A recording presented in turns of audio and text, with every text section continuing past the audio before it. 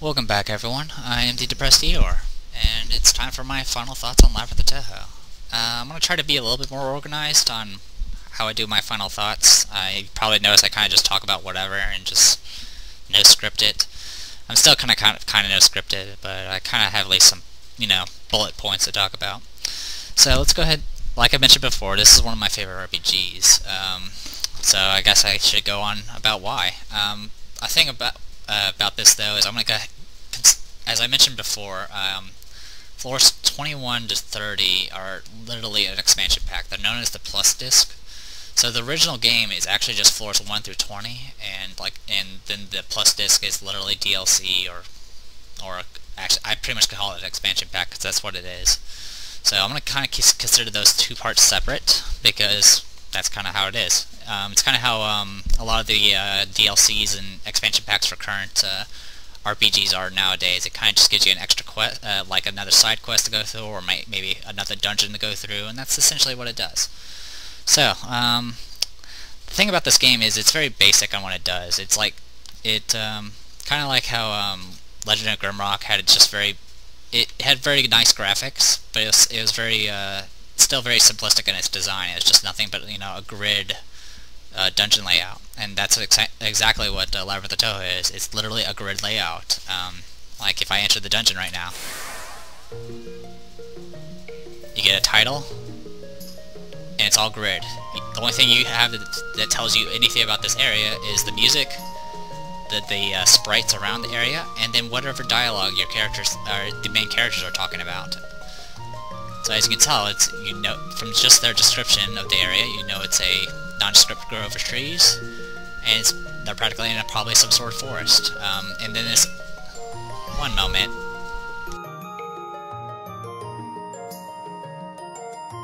Sorry, my cat was meowing. Anyway, as the name of the title, or the name of the title of the floor, it's called Road Hewn from Nature, so you can guess it's a forest. So instead of relying on the usual, graphics or anything like that, it's kind of like an old school tabletop game. Just lets the characters describe the area and the music and just basic sprites of the area. You got little trees on the outside here. It shows off that this is probably a forest, as I probably said many times already. And if I enter combat, you got the background here. It tells you exactly what it's like. We'll go on to the combat a little bit later.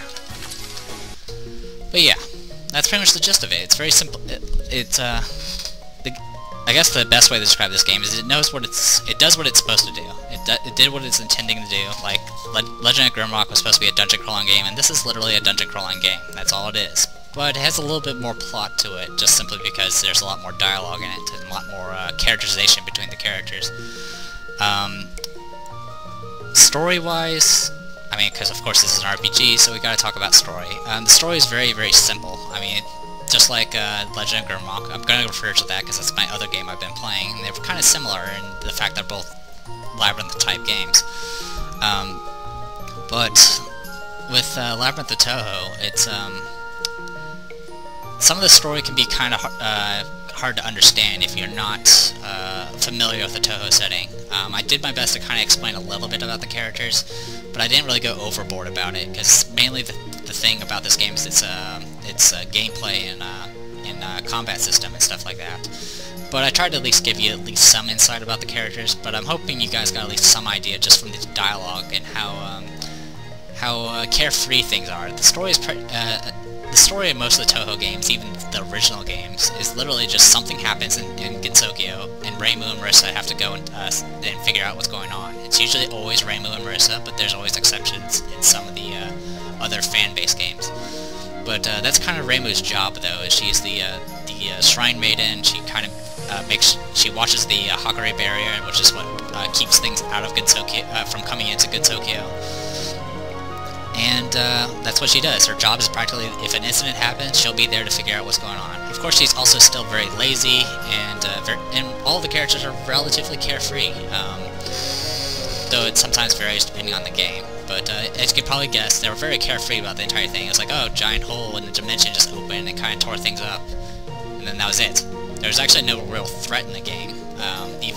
I mean, towards the end they kind of mentioned some threat, but even then they were just like, okay, they get serious for a bit, have a long discussion, and then the next few floors you hear from them, and they're just being all goofy and stuff. Some of that goofiness was kind of more by the creators' part, by the fact they constantly referenced old anime and various RPGs. Most of them you probably don't recognize. I don't recognize very many of them. A lot of the anime they refer to, I don't know about. The only thing I know about is a few of the terms from RPGs like X-Death and Ramza and so forth, which is mostly from the Final Fantasy games. But that's probably enough about the story and the basic graphics. I will say that they probably did a very good job on how the personalities of all the characters they're using. Some fan-made games have their own views, but for the most part they kept to the canon, and that's, or at least the established canon, so that's probably a good thing. Let's talk about, let's go with gameplay. Gameplay, it's turn-based, and that's generally something that sharks people away, because, you know, turn-based is very, well, it turns people off. It's like, okay, I attack you, now I have to wait for you to attack me. But in this game, it's not entirely like that, because you have things like speed and stuff that can make things a little bit more tense. When you have something like, if you're fighting Chin version 3, she gets about 5 actions before you even get your first one. She's that fast. So instead of being entirely turn-based, it's mostly based off the ATB system. The only difference is there's no wait or active options like in Final Fantasy. But the thing they've made this sort of ATB system a little bit more interesting is the fact that you can swap characters in and out during combat. And you'd probably notice that majority of my fight I was spending a lot of time just swapping people in and out with my tanks. It kind of gave tanks a little bit more role than just, you know, sitting there and taking hits. I mean, it's a little impressive that they made a tanky character that had, you know, very little actual physical combat ability and made him useful just simply by, you know, just sitting there and swapping other characters in and out. I mean, some games have the ability to swap characters in and out, but it's usually that character has to swap themselves out. And in this game, you can literally do it with any character. I can literally I can take Reimu right now and swap out Marissa, or Marissa can swap out Reimu, or they can swap themselves out. So it's a lot of options on how you can constantly shuffle your party to absorb the mini attacks that these bosses and enemies have. As far as the rest of the gameplay, though, it's as mentioned, it's just a grid-based exploration game. And if you're not into sort of dungeon crawling games like that, where you're just constantly just, you know, exploring, it could probably be a little bit of a turn-off for some people. A lot of this, like I said, the description is mostly from literally the sprites here, the music, and the description and the dialogue between the characters. When there's certain things that are in the area, those are shown with event icons, and you have to, you know, step on them, and then they'll have a little, you know, talk amongst themselves, like the beam of light that's on this floor. It'll say, oh, there's a beam of sunlight here. Of course, we're not going to see it on the map. It's just going to be a little exclamation mark. But it's their way of how to explain things. They don't rely on things like cutscenes or anything like that. They literally let the game tell you about it, but they don't do it to the point where it has to be like a text edition or where you have to read everything.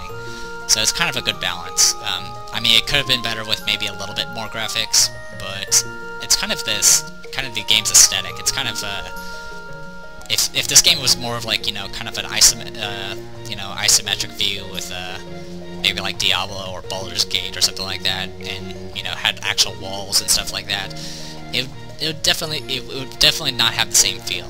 But at least in my opinion. Of course, this is all my opinion.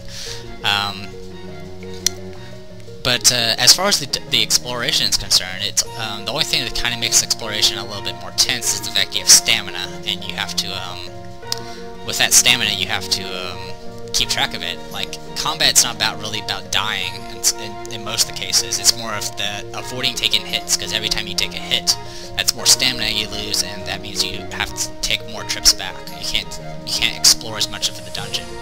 Other than that, the exploration is purely just for more loot and possible secrets, and, you know, of course, more characters. The random encounters are literally designed to just hinder you, not really to kill you. Well, actually, that's wrong. They are designed to kill you. But in this game, death is more of an inconvenience, because you can always just go back to Gensokyo whenever you want. You can also rest if you really run out of SP. This game does restore your HP after every combat, but of course at the cost of your stamina. So it's kind of a trade-off. So it's not like some games which always restores all your stuff after every fight, but it's kind of like a balance in between from just, you know, having to juggle health items, but still having to worry about taking hits. Sorry guys, this is going to be long-winded. Alright, let's talk about the characters. I did mention that the characters are, personality-wise, are pretty up to canon. And not only that, but just how they fight is kind of up to, based on the characters themselves. Like, Yuka uses a lot of plant-based spells and is vulnerable to fire, because she's, you know, a character that uses flowers and stuff like that. And just basic things like that. That's easy enough to do. Balance-wise, the game does a reasonable job. You can pretty much make any party work in this game, technically. Though how much you have to overlevel is kind of based off of the fact if you don't have support characters or tanks or no healers, you're going to have to overlevel a lot to make up for it. But as far as like making a balanced party, it's usually pretty easy. There is a tier list though for that's been made a few times, simply because some characters seem to be better at certain roles than others. Like some people might think Nettery is a lot better at doing burst damage than physical burst damage than possibly Yomu or something like that. But that, or you know, just some characters are really hard to devote to a single role, kind of like Keen, or even some characters like Wriggle might be a little bit confusing for some people.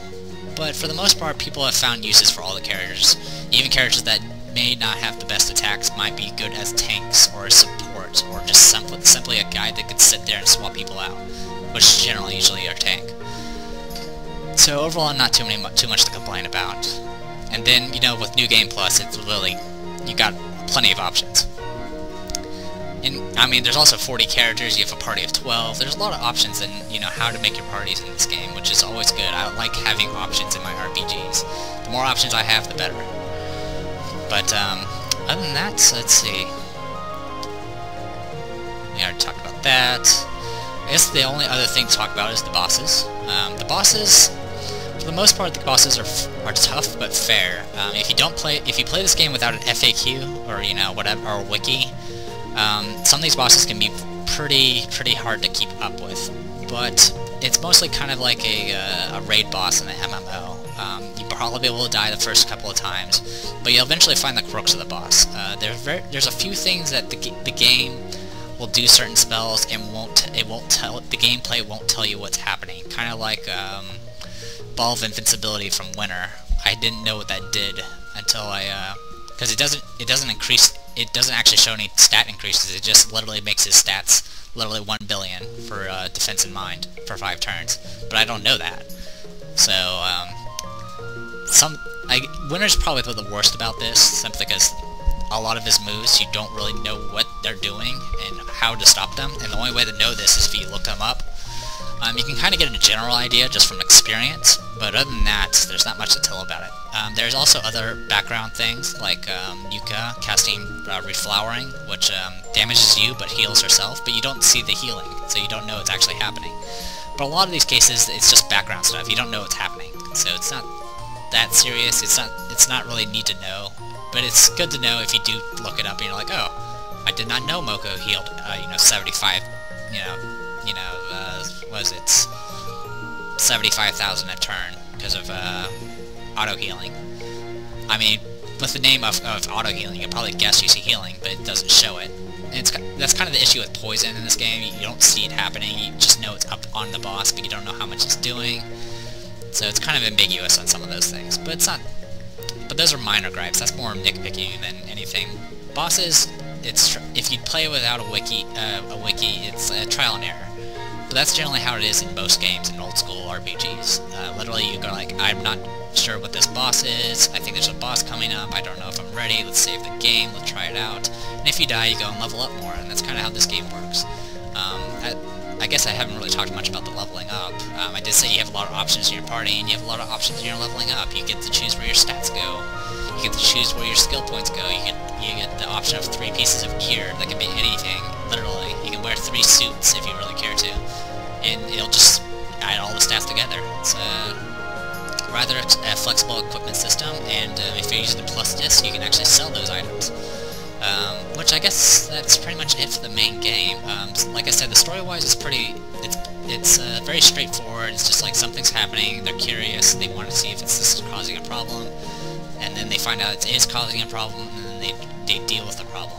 There's a few twists further along, but unless you're familiar with Touhou, the twist wasn't probably that important to you guys. But for Touhou fans, the fact that Rinazuki, suddenly just pops up and it's like, hey, I'm all powerful, that's pretty big, because Rinazuki is usually it's really a really minor character, as is Marable and Rinku. But fan-based games tend to introduce those characters a lot, because they're not in the actual Touhou games. There's something that's been mentioned, I think. Yeah, for the most part. Other than that, let's talk about the expansion. I mean, we're in an age where we're dealing with DLC all the time, so let's compare what the DLC does in this game. Alright, the original game has floors 1 through 20, 32 characters. I believe it had all the star options, the first 5 stars, which means it probably had the gauntlets and the bloodstained seal bosses and the version 2 bosses. So what the plus disc had was floors 21 and up, all the way to 30, 8 new characters, and probably about 10 bosses, maybe, give or take. Yeah, it's probably 12 bosses, maybe. We got the bloodstained seal bosses version 2s, all the version 3 random encounter bosses, and a whole 5 new pages of items, which I'm not sure how many pages that is. Oh yeah, I didn't really show this last time. You get all your items that aren't equipped. 1, 2, 3, 4, 5. Okay, so literally 50 new items, 10 new floors, and then two other things that this game provides. The DLC provides. It provides a selling shop where you literally can sell your items that you don't use, which is pretty important because you get a lot of junk in this game that you just have no use for. You mostly have it for collection purposes, and so being able to sell it was a pretty nice touch. I like the fact that you can sell, as you sell the same item more and more, you get more from it, which is kind of backwards if you think of it in an economics standpoint, but for like a grinding purpose, just just get more skill points, it's pretty awesome. But the other major thing that Plus Disc provides is the ability to New Game Plus. Like literally, that's the only reason you fight Winner, is to get the New Game Plus in most cases. That and, just the experience to see the last final dialogue. But yeah. Sorry, I'm just gonna go ahead and head back to Tokyo. Sorry, my mouse is on the screen. And oh yeah, I forgot to talk to you. Records. Load.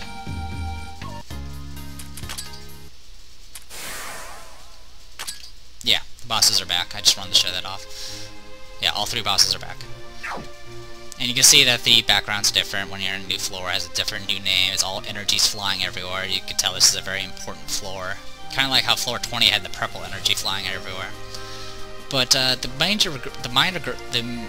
sorry, I'm stuttering. But the gripes that are probably for this game is the grinding. A lot of the Touhou fan-made RPGs, which is practically, they're all if there's a Touhou RPG, it's probably fan-made or company fan-made. A lot of them have the issue of dealing with grinding, kind of like how a lot of people consider Asian MMOs, or MMOs in general. There's a lot of just grinding for levels. For the main story, floors 1 through 20, it's not a big deal. Literally, unless you avoid all the side encounters, you don't really need to grind too much to get ready for floor 20 encounters. And once you're ready for floor 20 encounters, you can grind pretty quickly to get to fight the last boss. And then anything after that, it's literally just bonus stuff. And it's bonus stuff to get you ready for the expansion, which is, 21 to 30. But on the expansion, you have to grind literally hundreds of levels to get ready for Winter, and just kind of honestly no reason to do so. The only reason, actually probably the real reason that you have to grind so many levels for Winter is because you need skill points. It's not really levels, you need skill points, just so you can have enough hit points to take his hits and enough affinity. It's a lot of times people who get to this point will literally use a cheat engine, which if you don't know what a cheat engine is, what it does is it pulls up a lot of memory addresses, and you literally alter the bits in a memory address to change stuff. So it's a neat tool, but it's very difficult to use because you're not looking up. It's not as simple as using a game genie or anything like that. You literally have to pull up. You have to figure out exactly which memory addresses have what stats to be able to do anything, or which memory address handles skill points. So to handle things like that, you literally have to either make note of all the memory addresses and values, and then do something and then record the differences, and figure out which one actually gives you the data. But that's a bunch of other junk. But just the point is, it's a huge grind to get ready for winter. It's a huge grind just to get ready for the Bloodstained Seal bosses. Like, I literally had to grind like 50 or 100 levels just to get ready for the Bloodstained Seal bosses. Then, another 50 or so to get ready for the Serpent of Chaos and Hibachi Twins, and then like literally 100 or so levels just to get ready for winter. And it's really kind of unnecessary. For the rest of the expansion, though, it's not that bad. Like, it's pretty much good until you have to do the 430 stuff. Now, it kind of mitigates some of the grind with the fact that all the best items are on floor 30 and get some really good shiny stuff that, look at and equip and twink up your guys and all that. But still, it's a lot of grinding. Like, literally, I'm burned out on this game at the moment, just from the grind, from the endpoint. Honestly, but the main story, the grind's not that bad at all. But for this, I suggest you do at least once, fight the winner legit. And then after that, have fun with New Game Plus, because you deserve it for putting forth the effort to get it. But I think that's about it. Like I said, I like this game. It's one of my favorite RPGs. It does what it's supposed to do. It doesn't waste time with other, flashy, shiny things. It literally sticks with things. The only thing that's flashy in this game is the moves on the screen.